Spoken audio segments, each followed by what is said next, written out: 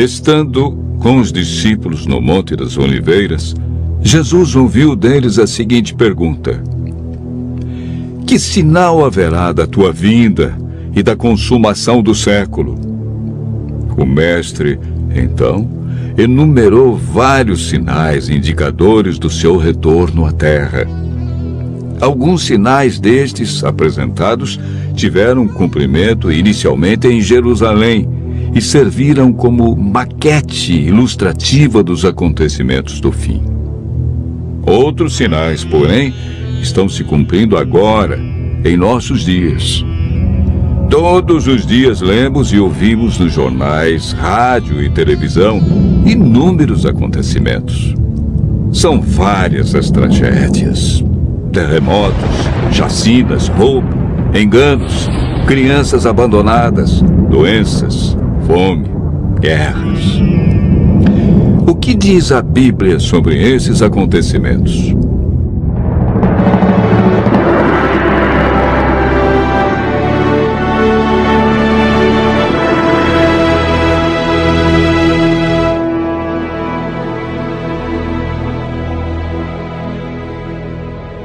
Vamos analisar os sinais que antecedem a sua volta em 3 partes. Primeiro, os sinais no mundo social. Segundo, sinais no mundo natural. E por último, sinais no mundo religioso.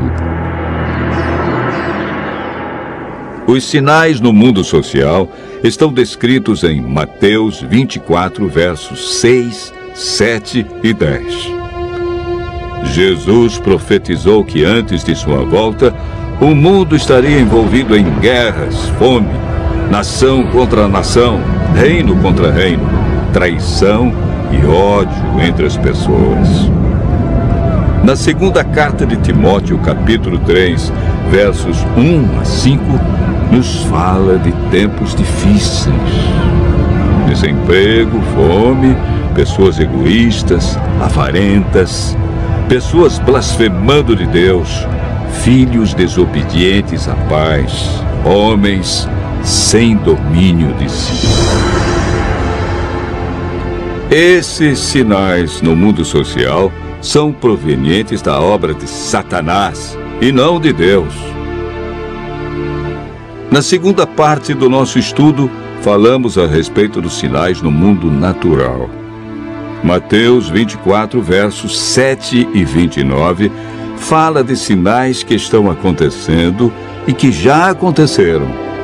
No dia 19 de maio de 1780, o sol escureceu. Esse dia ficou conhecido como o Dia Escuro. Na região leste dos Estados Unidos, tão densas eram as trevas que as lamparinas foram acesas ao meio-dia. A lua, embora fosse cheia, negou-se a iluminar. A ciência não conseguiu explicar esse fato sobrenatural, mas a Bíblia o apresenta como um dos sinais que antecede a vinda de Cristo. Em 13 de novembro de 1833, ocorreu uma deslumbrante queda de estrela jamais vista. Esses sinais já se cumpriram uma vez, mas antes da vinda de Jesus se repetirão com maior intensidade. Os sinais no mundo natural, como terremotos, enchentes e grandes calamidades que matam milhares de pessoas, indicam que Satanás está agindo até mesmo na natureza. Tratamos na terceira parte do nosso estudo sobre os sinais no mundo religioso. Mateus 24, versos 4 e 5, fala sobre o engano religioso que haverá no tempo do fim. Mateus, capítulo 24, verso 11, refere-se ao aumento das religiões. Somente no Brasil existem mais de 1.500 religiões cristãs. No mundo, são mais de 35 mil religiões cristãs. Jesus afirmou também que antes de sua vinda, os falsos cristos e falsos profetas operariam sinais e prodígios. Mas o que fazer diante de tantas religiões? O conselho de Jesus é claro. Ele diz: acautelai-vos para que ninguém vos engane, porque muitos virão em meu nome e enganarão a muitos.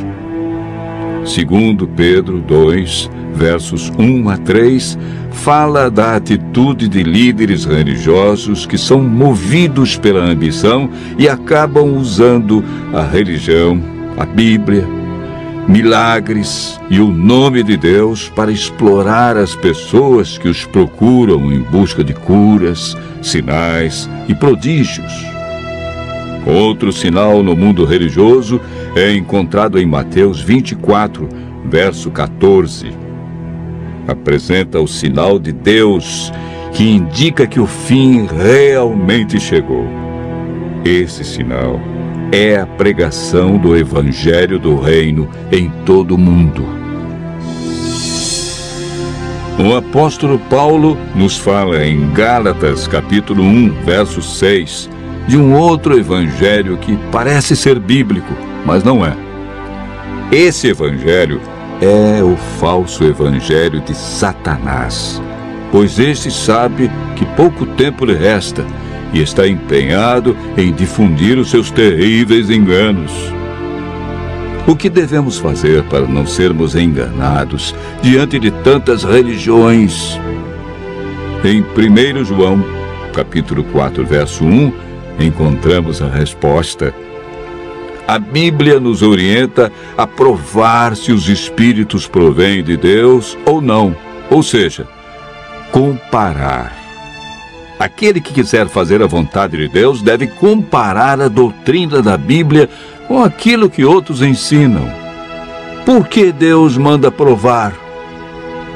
De acordo com Mateus 7, verso 15, o engano vem parecendo verdade. Paulo afirma que não é de admirar, porque o próprio Satanás se transforma em anjo de luz. Não é muito, pois que os seus próprios ministros se transformem em ministros de justiça, e o fim deles será conforme as suas obras.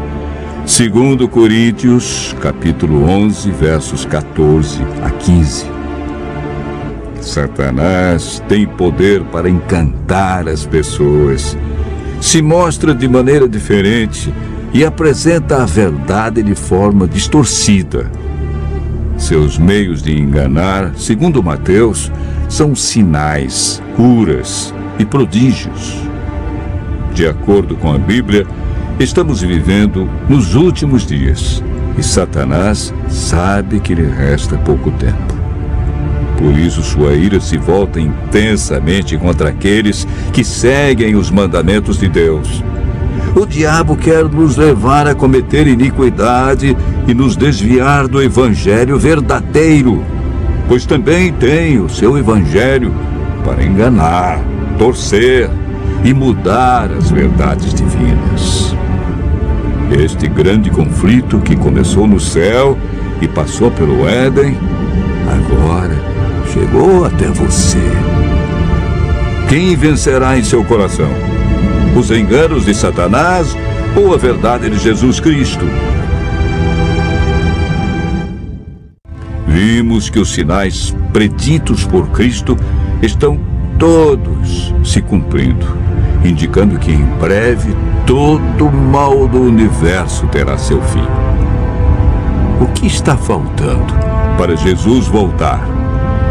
Primeiro motivo: o evangelho verdadeiro precisa ser levado a todo mundo. Segundo, Jesus está a cada dia dando mais oportunidades. Ele é paciente e espera uma decisão de cada um de nós ao lado da verdade.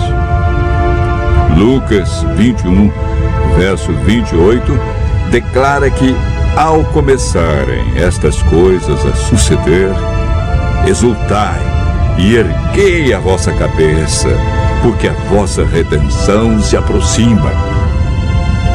Continue ouvindo a voz de Deus. Em breve, vamos contemplar Jesus vindo sobre as nuvens do céu com poder e grande glória.